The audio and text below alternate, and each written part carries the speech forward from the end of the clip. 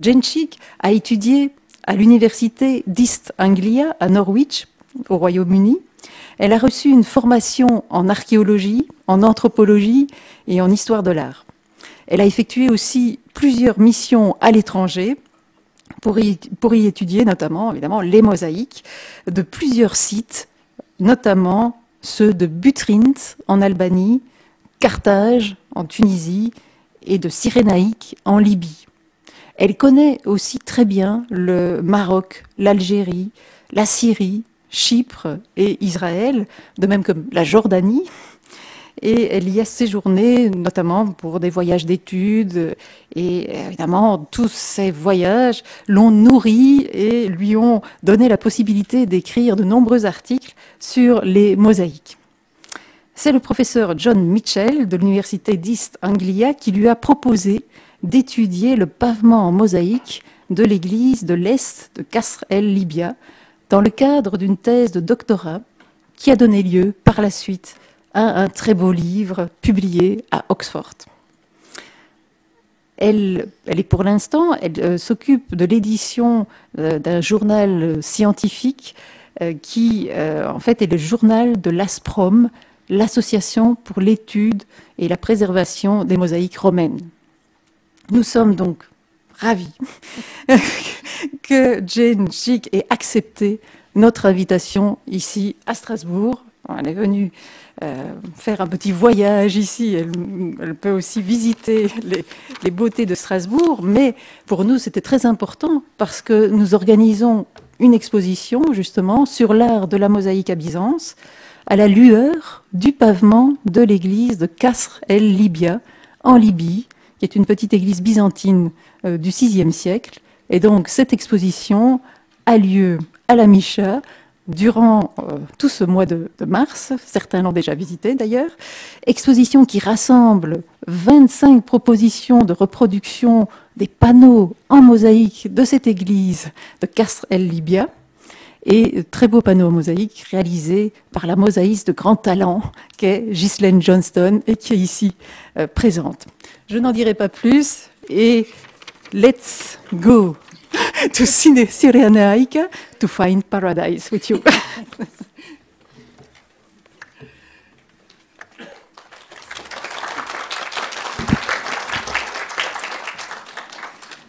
Thank you very much.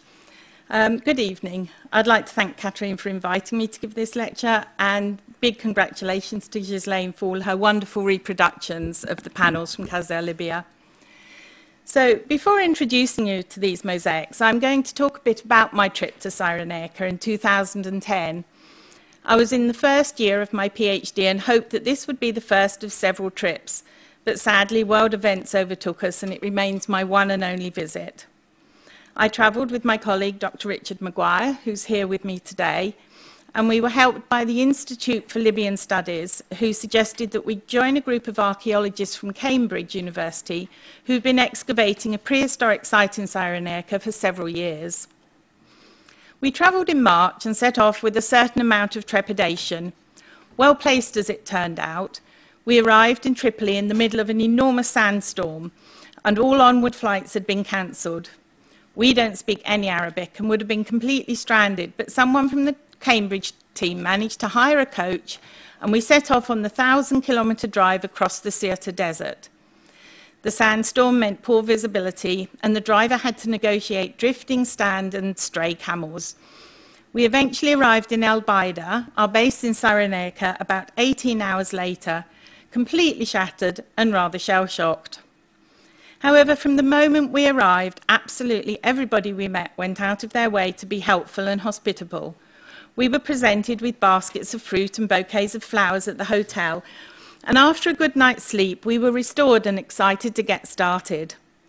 Our driver, Mukhtar, who'd been recommended to us by a Libyan student in the UK, arrived to discuss our itinerary and assured us that he would do everything he could to make sure we got the most from our visit.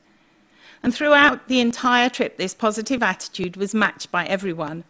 Wardens at archaeological sites willingly opened locked museums, and we were introduced to local archaeologists and historians who were keen to chat with us about their own experiences of working in Cyrénaïque. and several times a day we were invited into people's homes and gardens to eat dates, share flatbread stuffed with tuna and harissa, and drink tea. Endless, very black, very sweet tea. Total strangers would hop into our car to help us find archaeological remains. And when we were working at sites, locals came to see what we were doing, offering refreshments and wanting their photos taken with us and practicing their few words of English. Although the primary focus of the trip was the mosaics at Qasr el Libya, we obviously wanted to see as much as we possibly could while we were there. Mukhtar was somewhat surprised when we explained that as well as visiting the main sites of Cyrénaïque, Ptolemais, Apollonia and Taukira, we had a long list of small outlying villages with early Christian churches that we wanted to search out. Many of these had received scant, if any, attention, and our only point of reference was this rather vague map in the rather wonderful book, The Christian Monuments of Cyrénaïque. Despite it being a very hefty tome with over 500 pages, we never left the hotel without it. Some of the churches were not difficult to find. Ras al-Hilal, for example, was excavated in 1961 by Harrison, and the two churches at Latrun, excavated and partially reconstructed by the French archaeology mission in Libya, was also quite easy to find. Latrun is typical of many small settlements in Cyrénaïque, having two contemporaneous churches, one oriented to the east and the other to the west. Other sites were much harder to discover, and the fact they'd been built with local limestone didn't help. From a distance, it was easy to mistake a pile of rocks for the remains of a building, and vice versa, as was the case at Seret Salem.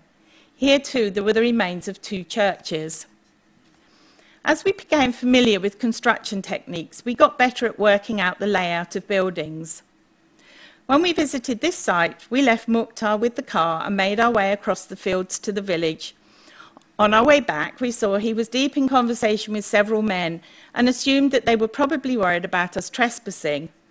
But once they realised we were English and, rather hilariously, we were searching for early Christian monuments, they invited us for a picnic on the nearby necropolis, which we had absolutely no idea even existed. They rushed off, returning in a short while with the ubiquitous sweet black tea and flatbreads, and then proudly showed us the necropolis, now mainly used as an impromptu cowshed. Another day, we were looking for churches at Henia el Garbia, and Mukhtar enlisted the help of two local farmers. First one and then the other decided they should join us on our quest. Getting to the churches involved a long trek across scrubland with little in the way of landmarks, but our new friends seemed confident they knew where they were going, and they were excited at the prospect of showing us. And not without reason. These two churches weren't built end to end, but one above the other, and the lower church, complete with baldacchino, was carved into the bedrock. The East Church at Lueur was the only site we visited that was fenced and inaccessible. We walked the perimeter, peering through the fence, but the arrival of police cars with sirens blaring distracted us. After a short discussion with Mukhtar, the policeman grabbed the fence, heaving a section off the ground, and then literally shoved us under it. They followed, interested, as we located the church and pointed out various features. When we were finished, they rolled us back under the fence, pushed it to the ground and waved us goodbye. A trip into the hills inland took us to Gazabandis, where we found a family living in amongst the ruins of an ancient small settlement.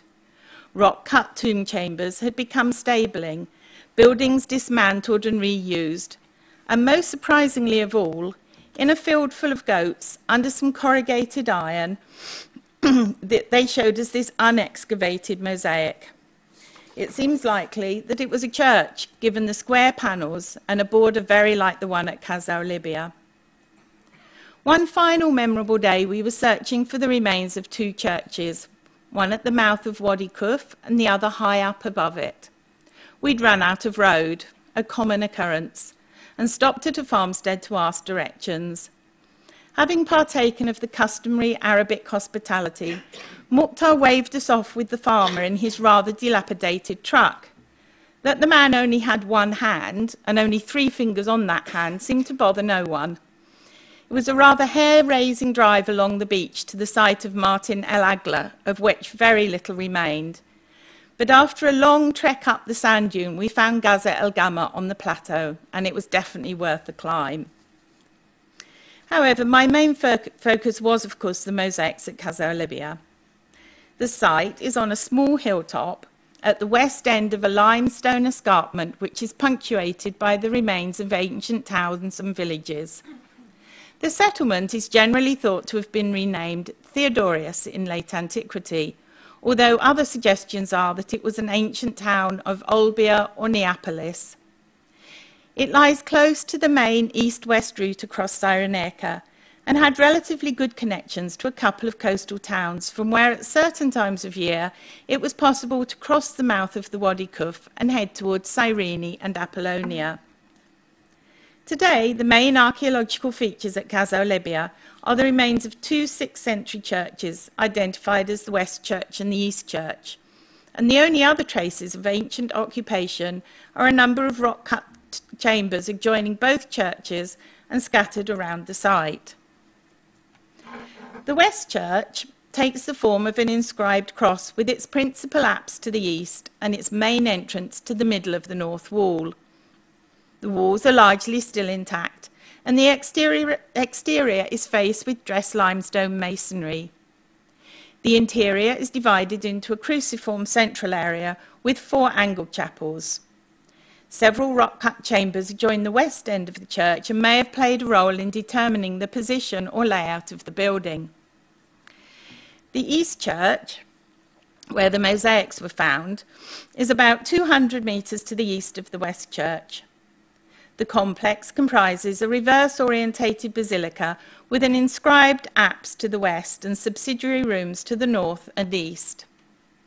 The land slopes steeply from north to south, and a large terrace was cut into the hillside to accommodate the southern part of the basilica, now collapsed, while the rooms to the north were carved into natural rock. The principal entrance, such as it was, seems to have been in the northwest corner of the complex. A solaire projected from the chancel into the nave, which was paved with large marble slabs and smaller off-cut tiles. The north aisle was separated from the nave by stone piers constructed from 2 abutting orthostats on a raised stylobate. The so-called northeast annex was paved with a mosaic, now in the museum at the site. There was an opening into a rock-cut chamber, and the door in the east of the northeast annex led into at least 3 small aligned rooms. Importantly, sondages in the area south and east of these rooms had revealed further polychrome mosaics, but they hadn't been excavated. The East Church and its mosaics have been dated to AD 539 to 540 on account of 2 references to indiction year 3, one in the northeast annex and the other in the inscription near the centre of the large pavement. Extrapolating a date from indiction years is not straightforward, and at Qasr el Libya there's no stratigraphic evidence, no coins or ceramics to corroborate the date.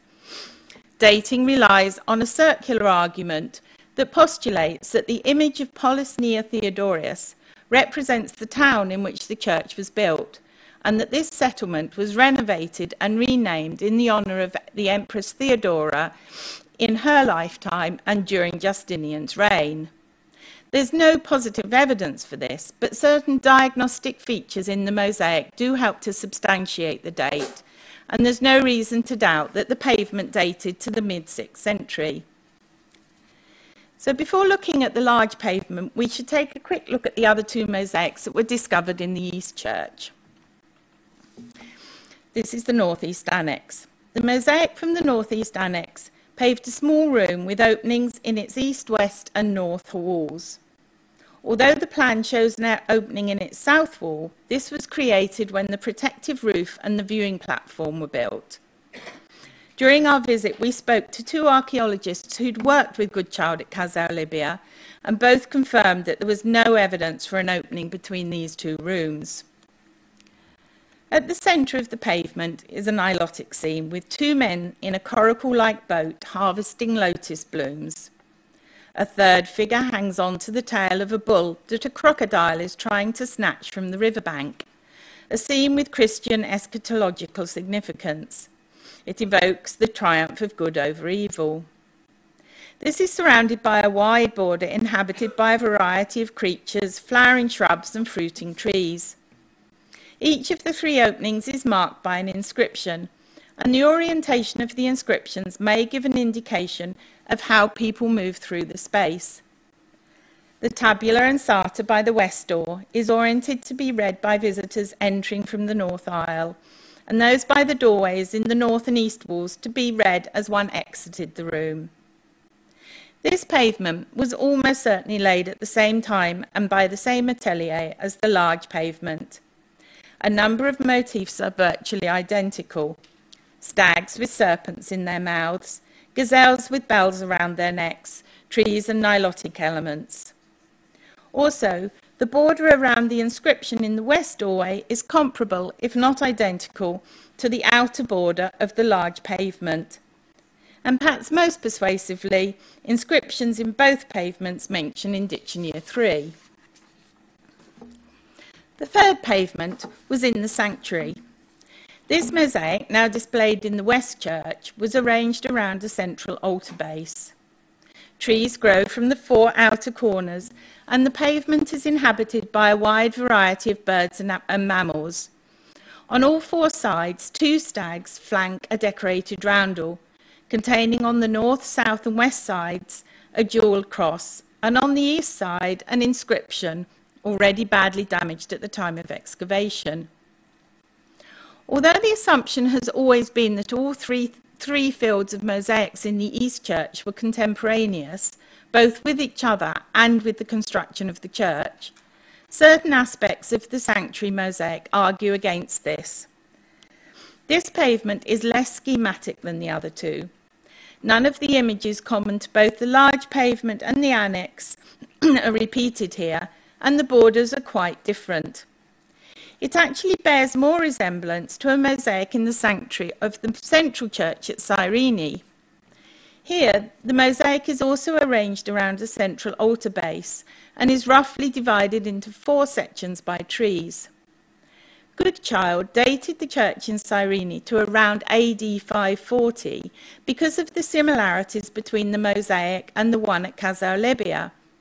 However, based on masonry techniques, Sandro Stucchi had dated the central church and its mosaic to the second half of the 5th century. This means that if the pavement at Qasr el Libya had taken its date from Cyrénaïque rather than the other way around, our sanctuary pavement would predate the large mosaic and the northeast annex. And if this was the case, it might help to explain why, when the East Church was excavated, the pavement in the sanctuary had been partially obscured by an altar base. At some point, shortly after the mosaic had been laid, the original base was enlarged. The new base was laid on top of the mosaic, rendering the inscription on the east side illegible and beheading the stags. It's not known what, if anything, was used to cover up the remaining mosaic, but it does seem unlikely that headless deer and incomplete crosses would have been considered suitable ornamentation for a functioning sanctuary. If the west end of the church was already complete when the large hall and subsidiary rooms at the east end of the complex were added, it's possible that the sanctuary underwent refurbishment at this time, and it's therefore possible, although no more than speculation, that the marble slabs paving the nave were extended into the sanctuary, covering the disrupted mosaic. So, now moving to our large pavement. This remarkably rich and complex work survives almost in its entirety. It is composed of a grid of 10 rows of 5 panels, all tied together by a continuous border of interlocking roundels. The panels measure roughly 65 to 67 centimetres square, and the whole pavement is about 11 metres by 5.5 metres. Each panel contains a different image. They're all oriented to be viewed from the east and arranged to privilege the central east-west axis. The panels now hang on the walls of a small museum, but the border has been left in situ. When the mosaic was discovered in the spring of 1957, it was heralded as, quote, the finest and most interesting set of Christian mosaics yet found in Libya. But despite this laudatory introduction, subsequent studies have been surprisingly dismissive. Articles have suggested that the panels are a random selection of images from a pattern book with little or no symbolic meaning. It's been described as a work of the second order, as having no coherent programme and as lacking any organised planning. Some scholars have allowed that it could be understood to represent God's creation, and Henry Maguire, who flagged it as one of the most intriguing and puzzling of works to have come down to us from the Justinianic period, has published a cogent analysis of the pavement as an example of the so-called earth and ocean composition. On the whole, however, the panels have only been considered piecemeal, and the grid formation of the pavement has been cited as separating the panels and encouraging viewers to see each one as an individual standalone motif. However, a closer look at the border of interlocking circles shows that rather than being a contrivance to keep the images apart, the strands of the border actually create the panels, tying them together. And seen thus, the panels cease to be a series of discrete vignettes and become integral parts of a larger work. It allows the pavement to be seen as a sort of game or crossword puzzle that can be read in a number of different ways. With this in mind, I'm not going to address individual images, but look at a few small groups of panels that work together to give meaning over and above the signification of individual motifs. A series of aquatic images arranged around the outside of the pavement, some oceanic and some nilotic. It's been suggested that in these panels, the flora and fauna of the Nile mingles with ocean life. But on closer inspection, this is not the case. The oceanic scenes surround the east end of the pavement, and the nilotic scenes are further west. The subject matter distinguishes the different bodies of water, with whelks, squid, lobsters, crabs and sea monsters in the oceanic panels, and ducks, flamingos, lotus plants and a crocodile in the nilotic panels. To ensure there could be no confusion, the watery background of blue-grey wavy lines fills the entire panel in the oceanic scenes, while in the nilotic scenes it only covers the lower half. The positioning of these panels plays an important role in understanding the pavement as a whole, and we will return to this. But it's worth noting that the ocean was generally seen as a formidable and threatening force, a place to be feared. The Bible refers to the ocean as an abyss and a bottomless pit, as the watery chaos of the material world. And among these images, two hybrid sea monsters, which could be seen to reference the mythological Scylla and Charybdis, confirm this idea. Towards the west end of the pavement, three female figures are clustered around the architectural representation of Polis near Theodorus. The figures are labelled Cosmesis, Catesis and Ananiosis, and are generally understood to be personifications of the abstract concepts adornment, foundation and renewal. At this time, personifications were generally depicted as forward-facing half busts in some kind of framing device. They were usually identified by inscription, and some were associated with particular attributes. For example, Gaia was associated with swags or cornucopia, Tyche wore a mural crown, and Catesis is almost always depicted holding a builder's measure. At Qasr el Libya, however, cosmesis and catesis are shown as full-length figures, and although they are holding objects, these give no clue to their identity. Cosmesis has not been found outside of Cyrénaïque, but both figures appeared in 2 other pavements in the region, in the 6th century church at Ras al-Hilal, and in a building almost certainly a church at Tawkira, where they are accompanied by ananiosis. At all 3 sites in Cyrénaïque, the personifications of full-length figures identified by inscriptions. It's usually accepted that at Qasr el Libya, cosmesis and catesis are celebrating the adornment and foundation of the new city of Theodorius, and given the inscriptions, this seems likely. However, if these figures were not labelled, they may not have even been identified as personifications. Their dress, jewellery, and even shoes resemble those worn by elite women in the 6th century, and the figures bear more resemblance to female donor portraits than personification. But that's a different story, which I don't really have time for today. The personification of ananiosis is also richly bejewelled. She's seated in an aedicule-like structure, pulls a flower garland from a basket, and falls more convincingly into the category of personification. She's generally interpreted as one of a trio of personifications celebrating the renewal of the town of Polis near Theodorius.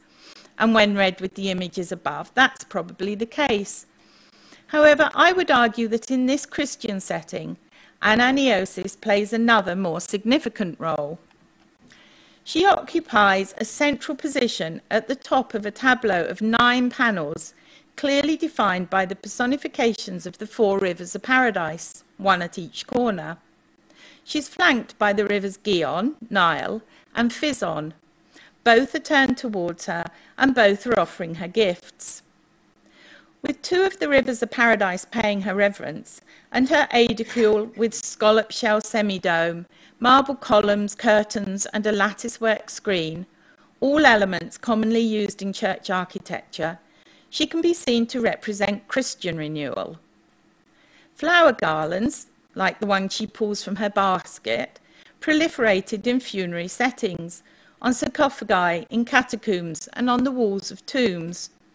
And although nothing else in the pavement suggests that this space was associated with burials, the tableau which ananiosis presides over is saturated with references to Christian baptism, at the heart of which is the death of Christ. Her presence imbues the tableau, and indeed the whole pavement, with soteriological significance by instantiating the ideas of Christian renewal, of rebirth, through baptism, resurrection, and life everlasting. Moving now to the personifications of the rivers of paradise. In the 4th and 5th century, images of the rivers did not appear on floors, and when they were depicted, it was usually as 4 streams issuing from the Mount of Waters. From around the end of the 5th century, there appears to have been a shift in attitude, and 2 notable changes occurred. Firstly, images migrated from walls and vaults to floors, and secondly, the rivers began to appear as personifications. However, our images are unusual for several reasons. Rather than being shown as busts or masks, as is more usual, they're full-length reclining figures, reminiscent of those found on triumphal arches, coins, and ivories. What is perhaps even more surprising, particularly given the ecclesiastical setting, is that 3 of the 4 figures have their genitalia prominently displayed. Nudity was renounced by early Christian writers, and completely naked figures in late Antiquity are rare. Figures referred to as being naked were often more often than not either partially clothed or shown in a generic sexless manner. Nestled among the flora and fauna at the west end of the pavement, the rivers make an obvious allusion to paradise, and yet their nudity appears to transgress overt Christian models, creating a tension with the expected norms of appropriateness and decorum. There is, however, one Christian ceremony for which nudity was not only acceptable, but actually a prerequisite: baptism.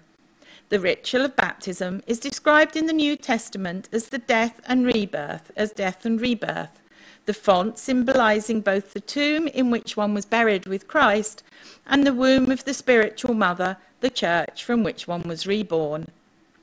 To understand the naked figures as alluded to the unashamed nudity of catechumens entering the font could help to explain the uncharacteristic open-mindedness that permitted the presence of these rather pagan-like figures. Bottom centre of this tableau is a naked personification of Castalia. She reclines on an overflowing urn. She's generally assumed to be the nymph of one of Apollo's oracular springs, although whether this was the prophetic Castalian spring at Daphne, the sacred Castalian spring at Delphi, or a representation of Apolline oracular springs in general is not clear. But given the inextricable links between the Castalian spring and Apollo, she's an unexpected addition to an ecclesiastical building, her blatant nudity making the figure more incongruous still. A variety of explanations have been offered for her presence.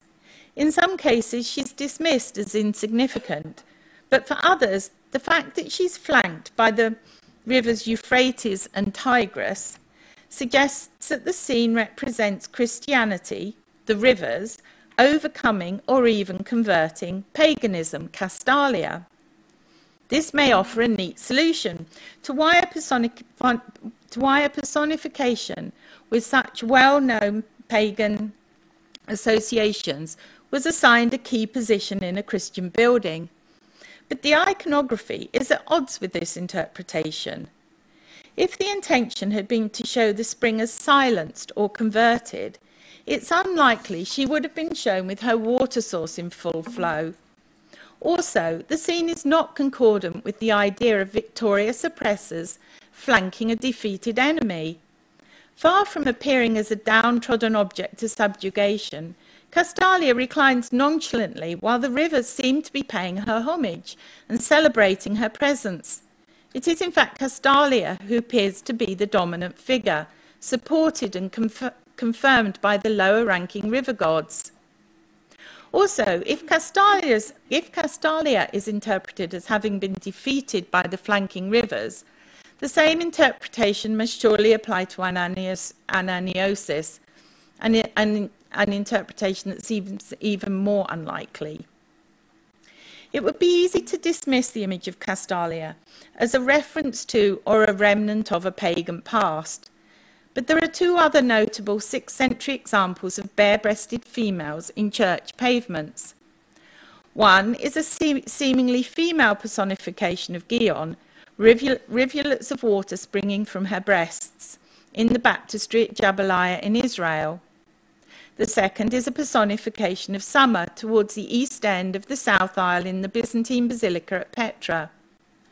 At Jabaliah, Gion is adjacent to the font, and it's easy to understand her nudity as a baptismal reference. At Petra, Summer is not in a baptistry, but she is surrounded by fish, wading birds, deer, and an eagle reminiscent of the eagle at Qasr el Libya, all motifs commonly found in baptismal settings or associated with regeneration. Although no more than speculation, perhaps baptisans processed along the south aisle from the baptistry in the west to take their first communion. The three bare-breasted females, Castalia, Gion, and Summer, are geographically widely dispersed and adorn a variety of spaces, but in each case the context or surrounding imagery suggests a connection to baptism. At the centre of the tableau, a bird, probably an eagle, is rending its prey. The eagle was associated with regeneration, resurrection, and renewal of the soul. For the Romans, the eagle was a psychopomp and a well-known symbol of apotheosis. At the funeral of emperors, for example, eagles were released from the funeral pyre to symbolize the soul ascending to heaven. In the early Christian period, analogies were made between the eagle and Christ, the new psychopomp. And in the Physiologist, a didactic Christian text, the eagle is described as flying high up to the sun before diving 3 times into a spring where the water restored and renewed it, an action that came to be seen as a prefiguration of the triple immersion of Christian baptism.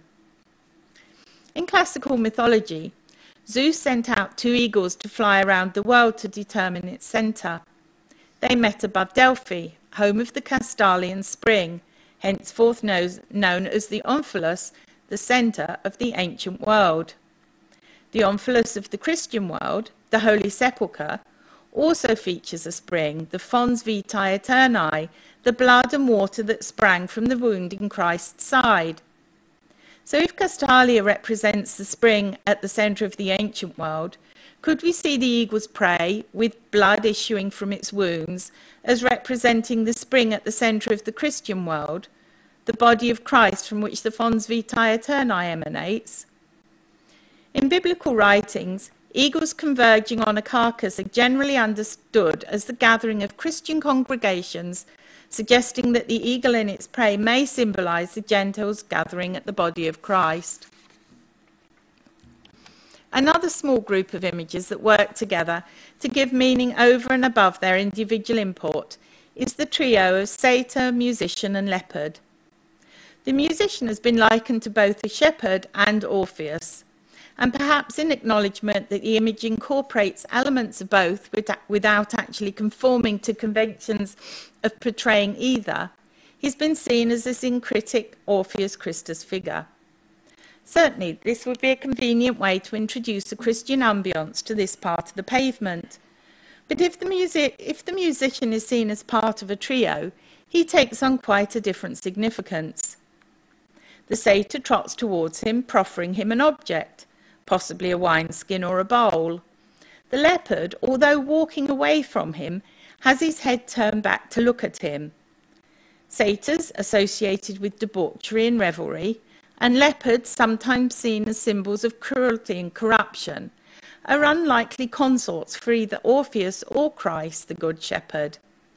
They were, however, ubiquitous companions of Dionysus, god of wine and fertility, and it's tempting to see the trio as an abbreviated Dionysic Theasos.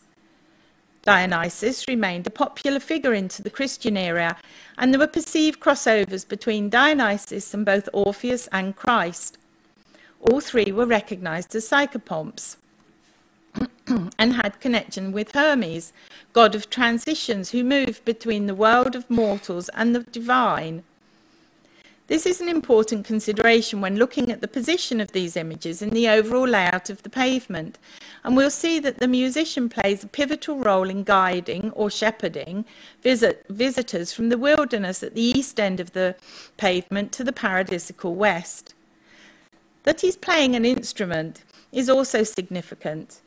In the classical world, the musical harmony produced by the heavenly spheres was believed to be fundamental to the order of the cosmos, and in the Christian era, the music of the spheres was gradually replaced by the harmony of the Word of God, and Clement of Alexander wrote about Christ as the new musician. So having looked at a few of the small groups of images, we can now consider the pavement from the viewpoint of those moving over the imagery and explore the phenomenological responses this interaction may have elicited. Today, mosaics are studied rather like historical documents for what they can tell us about beliefs and customs of those who commissioned them. They're often hung on the walls of museums, like pictures in a gallery, and it's hard to imagine them as constituent parts of a whole, rather than as standalone images. However, walking over a mosaic pavement would have offered a very different experience. The viewer was only afforded a sequential disclosure of the mosaics as they passed fleetingly beneath their feet. As soon as images and themes came into view and were fully revealed, they were gone again. The imagery involved underfoot like a narrative. John Clark has argued that people moving over figural mosaics would have followed compositional clues, and that this kinesthetic reaction to the directional movement of the figures may have prompted them to move in a certain direction, pause at a predetermined spot, or react to their surroundings in a certain way. Our journey across the pavement begins in the northeast corner of the room, at the only securely identified doorway into this part of the building. Thresholds in ecclesiastical buildings were often protected by apotropaic motifs, but here visitors stepped onto a monstrous fish straining to escape the confines of its panel and found themselves metaphorically treading water. This would have been unsettling, not helped by the off-centre doorway that challenged visitors to find a way forward. But to move straight ahead would be stepping into the domain of one of the fearsome sea monsters, which together with its counterpart presented a twofold malevolent presence, threatening the safety of all who entered. However, immediately adjacent to the entrance is a boat, manned by the only human figures in this part of the pavement. And this encouraged visitors to hop aboard and travel with them towards the guiding light of the pharos. In Christian iconography, lighthouses were understood as symbolic guiding lights, beacons of faith, and regularly appeared in funeral settings, often with boats heading towards them. The pharos, then, would have been a reassuring landmark amid the chaos. Arriving at the pharos, visitors found themselves at the east end of the central axis.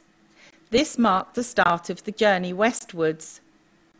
Deterred from moving to the south by the second sea monster, visitors would have moved forwards, encountering the bull between a ram and birds pulling flower garlands from a basket.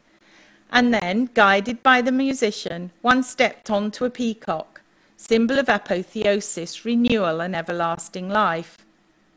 This row of panels was bookended by two ostriches, creatures believed to live on the very edges of the wilderness, and here they can be seen to mark a liminal space between the oceanic wilderness and the Nilotic paradise.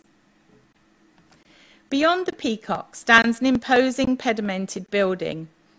Unusually for images of buildings at this time, closed curtains cover the doorways.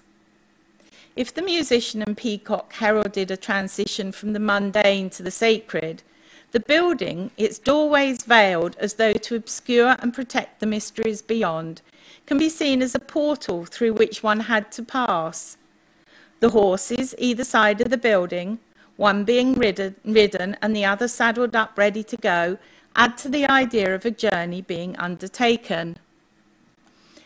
It's particularly important that this is also the point at which the waters around the edge of the pavement converge. The building is at a pivotal point. It's where the ocean gives way to the Nile, where wilderness becomes paradise. And this is the start of the next leg of the journey.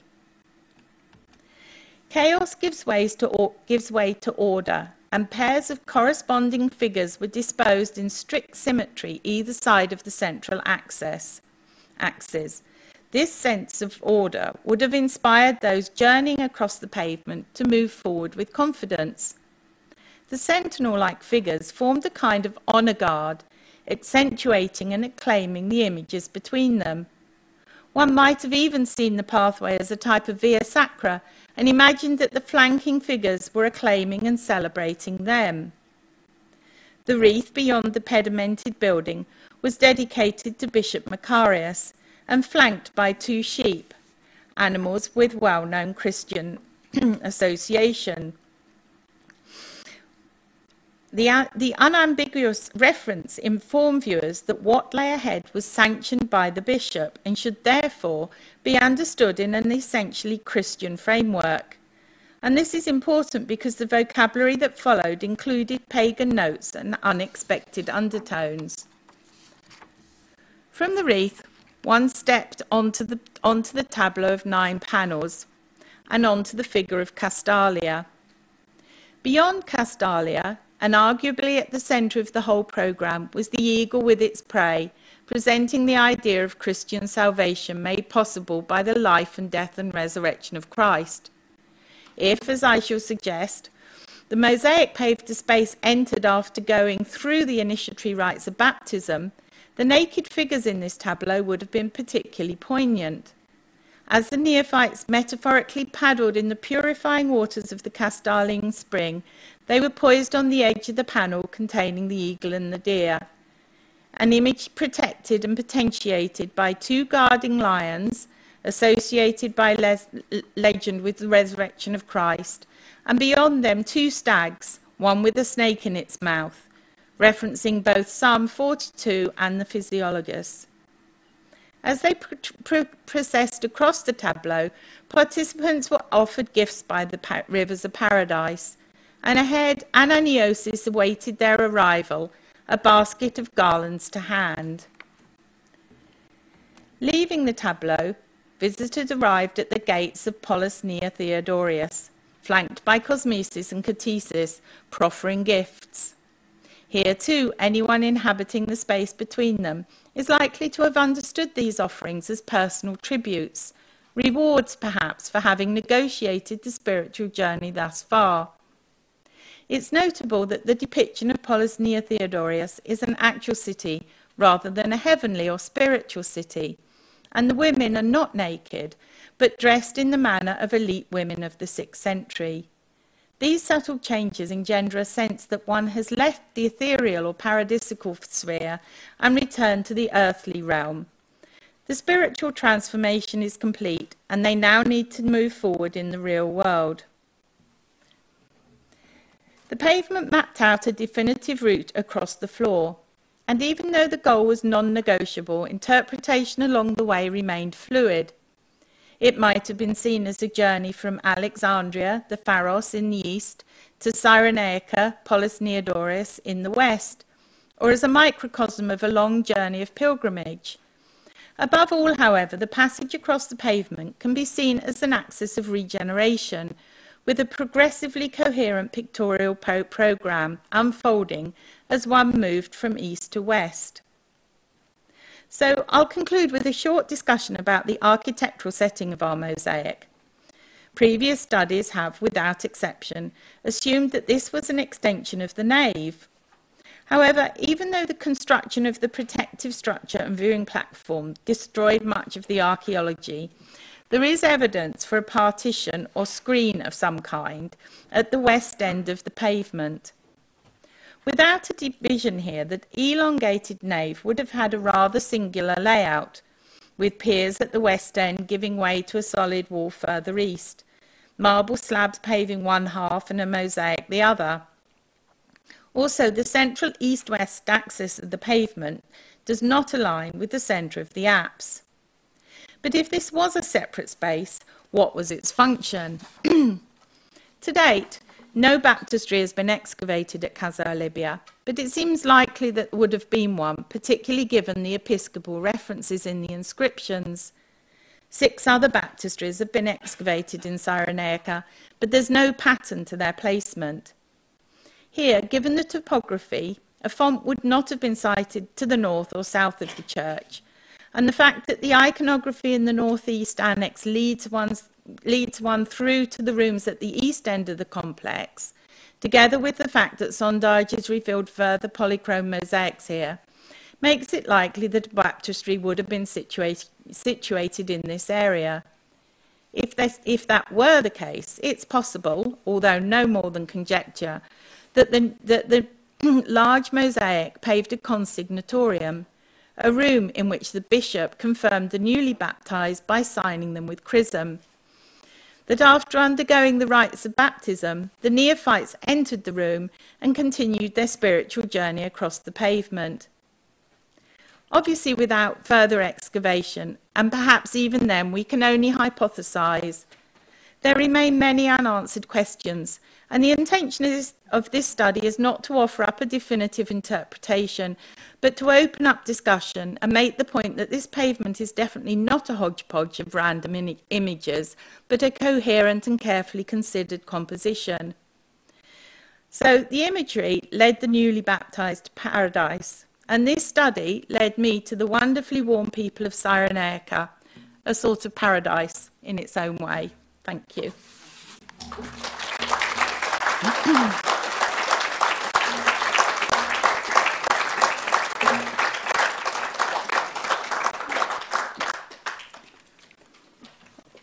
Thank you very much, Jane, to have shared your knowledge about this pavement and the complexity of its decoration. Je ne sais pas si dans l'Assemblée il y a quelques questions. Nous avons un petit peu de temps. Nous devons avoir quitté les lieux pour 18h30 ou plus tard. Mais si vous avez une question, une remarque, n'hésitez pas. J'ai le micro ici. Je peux me déplacer. Et ça peut être en français ou en anglais. Thank you very much, Jane. I was wondering what the current situation of these